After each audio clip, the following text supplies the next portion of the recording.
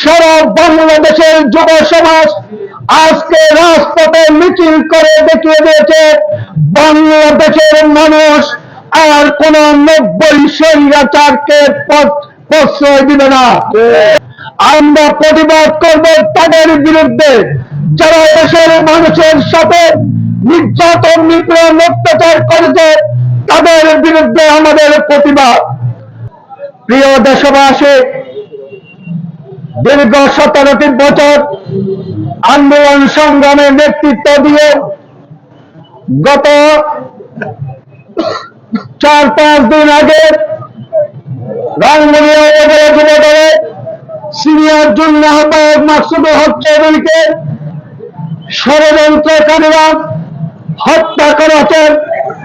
এই হত্যাকারীদের দৃষ্টান্তমূলক শাস্তির দাবির জন্য বাংলাদেশ জাতীয়তাবাদী যুবদল রাজপথে থাকবে এবং অনতিবিলম্বে সেই সব হত্যাকারীদেরকে গ্রেপ্তারের জন্য প্রশাসনের কাছে জোর দাবি জানাচ্ছে।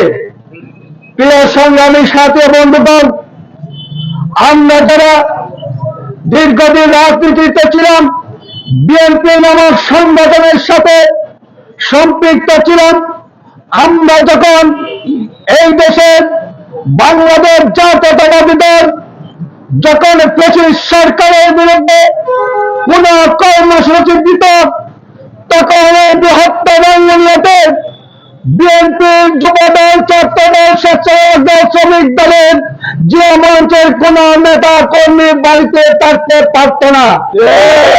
প্রতিবাদ করব তাদের বিরুদ্ধে যারা দেশের মানুষের সাথে নির্যাতন নিপীড়ন অত্যাচার করেছে, তাদের বিরুদ্ধে আমাদের প্রতিবাদ। আই সরকার মাত্র গঠন করা হয়েছে 100 দিন।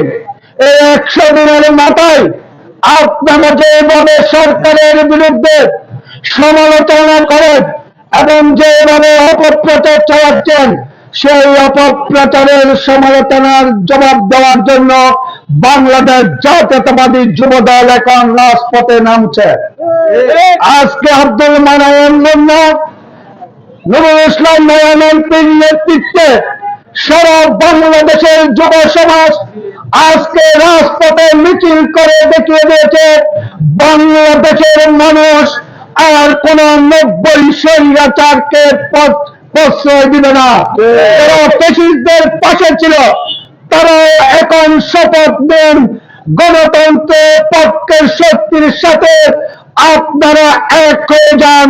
তার কারণ আপনারা যে বিরোধী দলের ভূমিকা রাখছেন, সেই বিরোধী দলের ভূমিকায় যদি সেখানে ফ্যাসিস্টরা আশ্রয় পায়, সর্বপ্রথম বিএনপি আমরা যারা করে আমাদের মনে কষ্ট লাগে।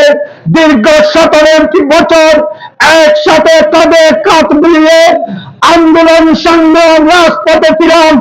এখন আপনারা আপনাদের গতিতে রাজনীতি করতে পারছেন, আমরা আমাদের গতিতে রাজনীতি করব, কিন্তু বৃহত্তের সাথে আমরা এক ঐক্যবদ্ধ থাকবো।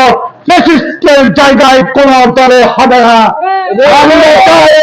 আমাদের মাননীয় এমপি হুমায়ুন কবির চৌধুরী রাঙ্গুনিয়াকে সুন্দরভাবে সাজানোর জন্য সমস্ত জনসাধারণকে ওনাকে সহযোগিতা করতে হবে, আগামী দিনে যাতে সুন্দর সন্ত্রাস মুক্ত রাঙ্গুনিয়া করার জন্য। আর কিছু কিছু যারা ফ্যাসিস্টদের সাথে ছিল, তারা নাকি আবার বৃহত্তর রাজনগরকে অস্থিতিশীল করার জন্য বিভিন্নভাবে বিভিন্ন গ্রুপকে আনয়ন করে সন্ত্রাসী লালন পালন করাচ্ছেন। আমাদের কাছে আসছে, আমাদের কানে আসছে। সেই জন্য যারা লালন পালন করছেন তাদেরকে বলতে চাই, বৃহত্তর রাজনগর আর আগের মতো রাজনগর নাই। এখন আমরা প্রতিবাদ করতে শিখেছি, যেখানে বেআইনি অস্ত্র নিয়ে মানুষ চলাফেরা করবে, যারা প্রশ্রয় দিবে তাদেরকে দরে দিয়ে আইনের কাছে আমরা সুপোর্ট করব। আজকে আমরা প্রিয় দেশবাসী, আপনারা সজাগ থাকবেন, আগামী দিনে যাতে কোন ষড়যন্ত্রকারী এসে আমাদের এই ঐক্যকে যাতে নচ্ছাপ করতে না পারে। আমরা জানি আমরা অনেক কষ্ট করেছি, 5 তারিখের আগে পর্যন্ত অনেক কষ্ট করেছি। 5 তারিখের পরে এদেশের নিরাপত্তা নিশ্চিত করার জন্য বিএনপির যুবদল, ছাত্রদল, স্বেচ্ছাসেবক দল, জিয়া মঞ্চের নেতৃবৃন্দরা পরিশ্রম করে যাচ্ছে সাধারণ মানুষকে, ব্যবসায়ীদেরকে নিরাপত্তা নিশ্চিত করার জন্য। আপনারা আমাদেরকে সহযোগিতা করবেন এবং আপনাদের নিরাপত্তা নিশ্চিত করার জন্য আমরা সবাই আপনাদের পাশে থাকব। আমি রাঙ্গুনিয়া থানা প্রশাসন এবং উপজেলা প্রশাসনের কাছে আমরা জোর দাবি জানাচ্ছি, রাঙ্গুনিয়াতে এখনো অবৈধ অস্ত্র নিয়ে যারা চলাফেরা করছে, এই অবৈধ অস্ত্র দিয়ে সাধারণ মানুষকে যারা ভয়ভীতি প্রদর্শন করছে, দেশের সরকারের লেলিয়ে দেওয়া সন্ত্রাসীরা আবার গডফাদারদের মাধ্যমে আবার একত্রিত হয়ে শান্ত রাঙ্গুনিয়াকে আবার অশান্ত রাঙ্গুনিয়া করার জন্য চেষ্টা করছে। তাই প্রশাসন তাদের বিরুদ্ধে দ্রুত ব্যবস্থা নেওয়ার আহ্বান জানিয়ে আমি আমার বক্তব্য শেষ করছি।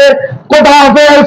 বাংলাদেশ জিন্দাবাদ, বাংলাদেশ জাতীয়তাবাদী যুবদল জিন্দাবাদ, তারুণ্যের অহংকার তারেক রহমান জিন্দাবাদ, হুমায়ুন কাদের চৌধুরী জিন্দাবাদ।